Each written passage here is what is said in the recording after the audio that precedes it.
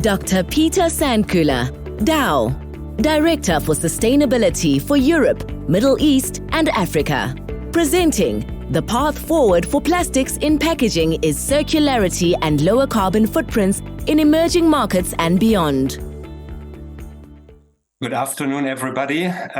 It's a late afternoon now, and you're all looking forward to a reception and some drinks. So I will try to be as crisp as possible and not expand the title any further here, which is a long one. I think today was an interesting overall session, and also the last comment I may have a couple of comments on later on in the presentation. We started from policy, how this is evolving, and how we see a global landscape and policy and regulation shaping that drives the changes in the plastic industry, and then some examples on recycling technologies that are emerging and improving, and latest the LCA, and then as well the reuse models that are starting to become more prevalent, certainly in applications where you have more durable or rigid packaging. What I will try to do today here is to loop the overall discussion around flexible packaging back to what a company like Dow can actually do and is doing and is working towards when we think about circularity and moving away from a linear packaging system to a circular one, and what implications that will have on lower carbon. And I think this will hopefully help to a little bit provide perspectives on some of the discussion and also the latest question. You may or may not know Dow. Dow is a global chemical company, and over the last year we have, since the last SAF Report Sustainability Conference last year, we have announced that Dow is accelerating or increasing our goals of what we want to do in circularity by really changing waste into feedstock, into materials, to make 3 million metric tons of circular and renewable solutions available by 2030. That's a massive size or part of our current business globally. So this is very ambitious, and the path forward towards that is far from easy. But I think from an overall global commitment perspective, this is something that we really need to enable and work through and collaborate into. Many of the comments that the previous speakers have made really resonate with how we look at this system as well. I wanted to start with two examples which are a little bit more focused on what we do in Europe before I dive into how we look at this from a global perspective across also the emerging markets that we are participating in. This 3 million tons will not come from out of nothing, obviously. We have put plans aside where we will work with, for example, one of our partnerships, Mura, who will build pyrolysis units or hydrothermal treatment technology, often co-located where Dow is present. And the example that you see here is a site in Germany that is going to go online in 2026 with a capacity to 120 kilotons of plastic waste that is diverted from incineration. So we are not competing with any collection schemes that are established today for plastic packaging, but we're looking really to go into the municipal solid waste and extract plastics that can be then turned back into solutions that we can bring to the market as circular products that will certainly in Europe be relevant for food packaging, where the mechanical recycling route is not really the preferred one for food safety reasons. So this is one part where we are acting and we are building up the infrastructure to go towards the 3 million tons. Secondly, we're working as well on mechanical recycling, and we have brought several products to the market in shrink films and in stretch films, but as well in more durable applications like artificial turf, where overall the reduced carbon footprint versus virgin products and the product performance really gives the advantages versus a pure virgin solution that today would be, or historically over the last years would have been the solution to go to. That also means that we're looking at partnerships in this space. And one of the partnerships that we have worked in Europe is Valoregen, which is a company that is setting up a very interesting combination of mechanical recycling and treating the waste of that mechanical recycling as a feedstock for chemical recycling. So that will be a very integrated site. And then I will talk a bit about Mr. Green Africa later on, of what we are trying to achieve with the investments that we have made in this mechanical recycling company. Now, if we look at the plastic circular economy on a global scale, I think we all know the data that today we are at large facing a linear system, which goes to incineration, landfill, and leakage. You can read OECD reports and many of the reports that still obviously state that recycling or circularity is nowhere near where this planet needs it to be. Having said that, the key points is how do we move away from all these end-of-life treatments to better treatments, which will be mechanical recycling, circular feedstocks? How do we make this whole system complementary and build the reuse systems, the chemical recycling systems, the mechanical recycling systems, the sorting systems as well, and the collection systems out to really change the overall system on a global level? Because it's clear that the growth projections on economy and population and according plastic growth globally will lead to an unsustainable system, if not really tackled on the different levels that you see here. So we really need, on a policy level, reduced incineration, reduced landfill, the leakage elimination. That is paramount, that we don't end up with plastic leaking into the environment. But then as well, EPR systems, as South Africa has introduced now, and other countries that I will quickly talk about. But there is a huge need to expand waste management, collection, sorting, recycling as well. And really, the other end of it is, of course, to create demand for recycled polymers. And the colleague from Mauser presented before of the European Commission's circularity targets in the packaging and packaging waste regulation. We can debate whether they're ambitious, too strong, too weak, but certainly they are helping to create demand for recycled polymer. Where are we? If we look at the demand picture, I think we have seen, and this is just one of the examples from the Ellen MacArthur Foundation, that we have increased recycling rates for what is monitored on the larger brand level in terms of their commitments to reach circularity targets. And where they are, and you see here year on year significant growth, but the gap to a 2025 target is still significant and would really lead to an exponential curve. So what we are concluding here in a way is that we are still, we made progress, but there is still a long way to go. And if you look at it from a global perspective and the targets that will be increasing over time as we go forward, there is work to be done. And specifically for flexible packaging, there is a clear need to incorporate more and more recycled product. And first of all, then collect it as well to be able to bring it back to the ecosystem.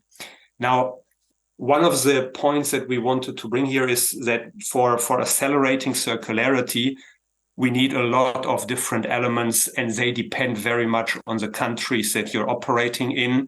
Because I would argue that there's no country no method or no approach for circularity that would be applicable to every country on this planet. And so there really needs to be granular tools. You need the collaboration on a different level. And what I wanted to illustrate here with this example with our project Reflex in Africa, which I mentioned also last year at this conference. And you see that this also means that it's not necessarily easy to implement these projects, where we essentially go from a polyethylene water sachet, which is relevant to provide clean drinking water to consumers in Nigeria. Where then this is transformed into collected, obviously, first of all. And how do you do that? How you do that on an efficient and also respecting the local environment and the waste picker infrastructure, respectively, and bring that back to a secondary life, which then as well also needs to be circular or being recyclable in the second life. But you will not bring that to food packaging, but you will bring it to non-food packaging. And how this can be done is going back to the argument that you really need a lot of collaboration with the converter that makes the pouch, the recycling points or the partners on collection, which will be often associations and parts that can bring waste pickers and as well some infrastructure elements together to provide the material. This is a really relevant and important part of this whole ecosystem that we need to really spend a lot of time on if we want to get it right. And then you will bring back with more industrial tools like the PCR production, which we heard of with, I think, from Arema. And then as well, the converter making the packages and ultimately the demand from the brand owner, which we hope to be talking about soon with the brand owner of the system. So you can watch out, but we can't yet talk about it, who that is. But ultimately, this goes back to what you need. You really need to work across the whole ecosystem. You need to engage with the partners that can help you connect the dots. And you also need to have the suitable plastic waste. And that is often in many of the countries, if it comes to flexible packaging, one of the challenging, because it's so lightweight, to bring that back, to give it value, to take it back to a system is sometimes one of the challenges, because it is for sure more profitable today to collect bottles, which are also heavier, compared to very lightweight flexible packaging. And then the recycling of that also is not always seen as very easy.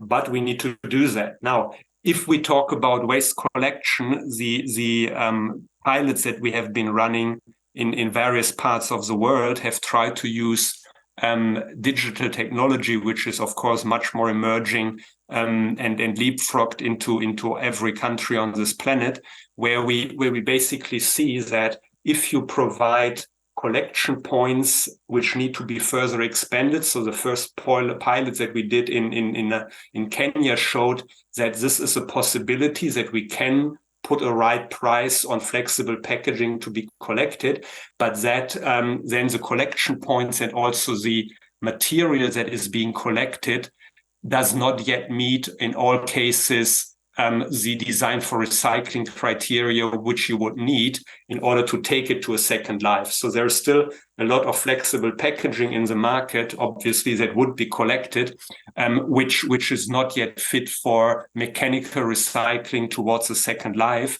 And so that makes one of these challenges where in a new cycle really to pinpoint and start to work one of the challenging questions that we are trying to address in different projects. Now, if we talk about the investment that we made as DAO in Mr. Green in Africa, had a couple of objectives. We wanted to work with Mr. Green to really understand how we can build up waste management systems and plastic waste collection. As we all know, flexible packaging plastic waste is a challenge that we need not only address in Africa, but also in Latin America, in Southeast Asia, and in Europe as well, because in Europe also flexible packaging is not recycled to the level that it needs to be recycled. One of the key points there is that there is flexible packaging that is monomaterial PE in the markets. The Nigeria water pouches you have seen as one of these elements that can be designed or is designed for recycling effectively from the start. But there are other packages that also sachets and smaller packages that are really still requiring design for recycling if we want to be able to bring this with mechanical recycling back into a circle. And where it works pretty well is for recycled high density polyethylene. This is already being supplied to the market. But what Dow as a company that is very much focused today on flexible packaging really wants to enable the circularity elements is in flexible packaging. With that, I wanted to change gear a little bit and look at what we see, for example, in Southeast Asia with with the development of EPR systems and also taxes on plastic, levies on specific plastic items that are emerging, which all ultimately drive in one direction, which means that we need to work on circularity, that we will see more recycled packaging coming to the market or recycled content in packaging coming to the market. So this is a momentum that is not going away and will lead to much more activity also in these countries to divert plastic from the environment or from uncontrolled disposal to much more controlled disposal. And we're looking into various projects also in this region to drive circularity, one of which I will mention in a second. In Latin America, the systems, you could argue, are slightly different. What we observe is that there is a very good awareness of the challenges of a linear system, and there is very much focus on the inclusivity of recycling. How do you make the waste pickers part of the overall circular ecosystem?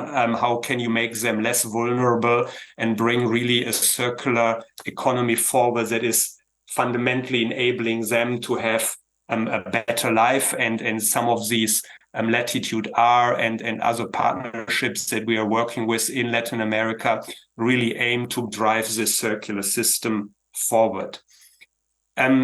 If you think that further through, one of the points that one of the companies that we're working with, and is Circular Capital, Dow invested in this fund, and they have been looking at what really are the opportunities for investment to drive circularity in Latin America. And I think some of these points really are critical to the understanding of how, for example, in Latin America, the system can be set up.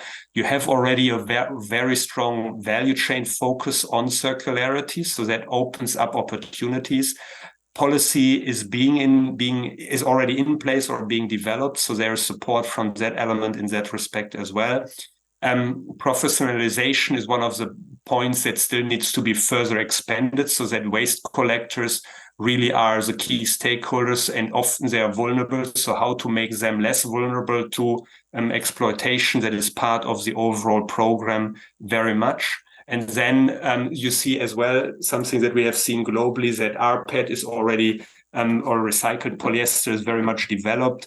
Polyolefins has an opportunity, but multi-layer flexibles is the greatest challenge, which needs to be tackled. And if you then break it down on a country level, you see that some of the countries, the opportunities to invest in recycling, collection recycling, are much clearer defined, whereas in other countries, the investment in these systems would be much more, let's call it risky or more frontier type of investments, because there the ecosystems haven't been really worked out or established. So this is basically also pointing out that there are different strategies needed in order to bring, depending on a specific country, circularity forward.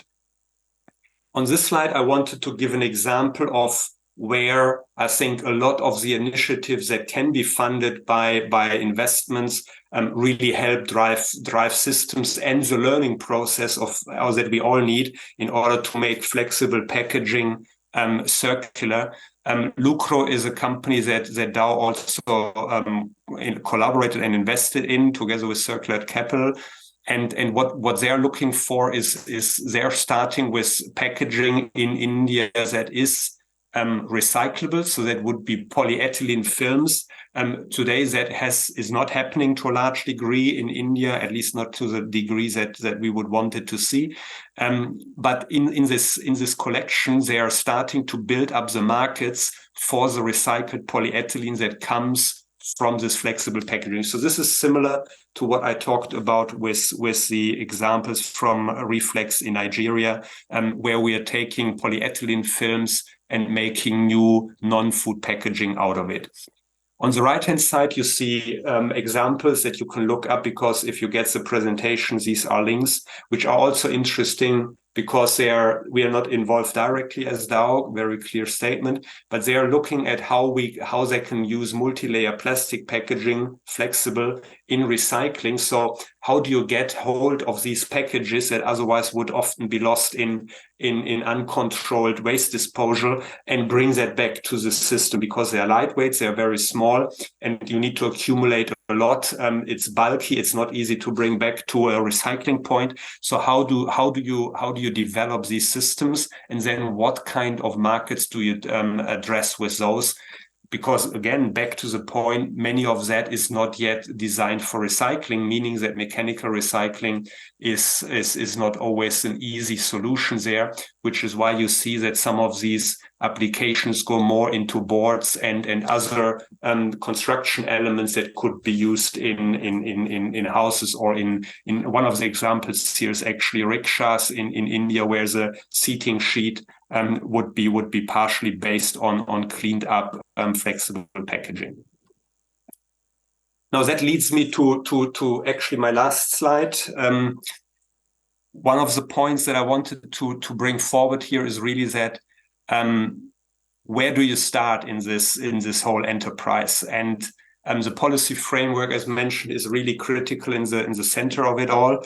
But then you could ask, and some of the examples illustrated that, design for recycling. If you do that today, some of the brands will say, but the system may not be in place to really recycle it. So why should I design it today and go through all the effort if the system is not in place to really collect that? On the other hand, you could argue, I can't really collect flexibles today because they are to a certain degree not recyclable if they're multi-layer. So I can't do anything with them really. So the brands should first design for recycling, or the packaging producers. So this could be a circle where you're not really progressing, and the real question is where to start. And I think from an overall perspective, the views that we are developing as we learn more about the space is really that you need to tackle it from multiple fronts, which we're doing. We're working on projects to improve the mechanical recycling as well as the cleaning of difficult to recycle streams of flexible packaging. We're working as well, as you've seen, but more needs to be done on the collection of these difficult materials, especially in areas where the waste management is not yet fully established or it still needs to be built out. We're working with the different packaging users and the brands and the ones that bring packaging to the market on the appropriate design for recycling. It could as well be ultimately designed for recycling with chemical recycling. But if we address design for recycling for mechanical, we already go a long way to also be able to use this material in the future for chemical recycling, when really the materials would end up in municipal solid waste, where the sorting out for mechanical recycling would be challenging. But ultimately, there are these various different streams that need to happen and need to put into place in order to really drive the system. And one of the points is there needs to be value in the circular application, which means that there needs to be demand for recycled content. And if the recycled content in some cases today is more expensive, during this transition period, we really need to work towards really drive or let's say demand signals that will trigger this overall circularity, which is a good ultimately is a good combination that the brands commit to include recycled content, but on the other hand, we have seen that the support from a policy framework like the packaging and packaging waste regulation in Europe certainly is helping. And with that, I wanted to thank you all and would be open for questions, I think, in the panel.